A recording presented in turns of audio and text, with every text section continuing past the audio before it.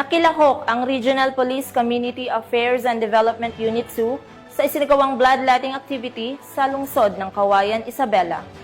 Yan ang balitang hatid ni Patrolwoman Jerilyn Colico.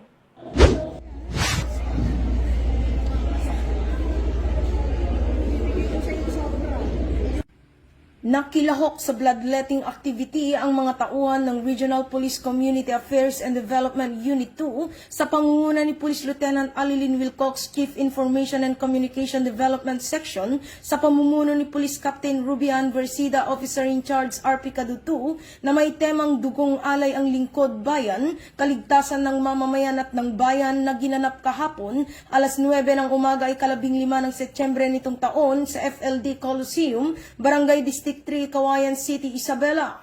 Katuwang sa aktibidad ang Cauayan Component City Police Station sa pangunguna ni Police Captain Pancho T. Cortez Jr., sa pamumuno ni Police Lieutenant Colonel Avelino D. Canceran Jr., Chief of Police ng nasabing istasyon.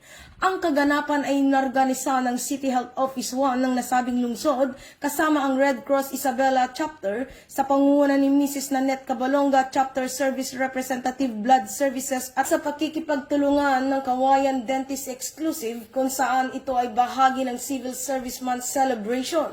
Sa pamamagitan ng ganitong aktibidad, mas napapalakas at naiibsan ang pangangailangan sa mga blood supply ng mga ospital at medical facilities.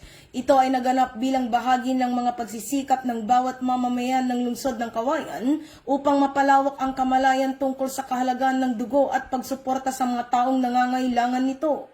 Ang matagumpay na aktibidad ay may layuning mapunan ang supply ng dugo sa ating blood centers para sa mga pasyenteng nangangailangan nito. Nagpapakita rin ito ng pagtutulungan at pagmamalasakit sa bawat isang Cauayenos. Mula dito sa Lambak ng Cagayan, ako ang inyong Police News Network Correspondent, Patrolwoman Jerilyn Colico.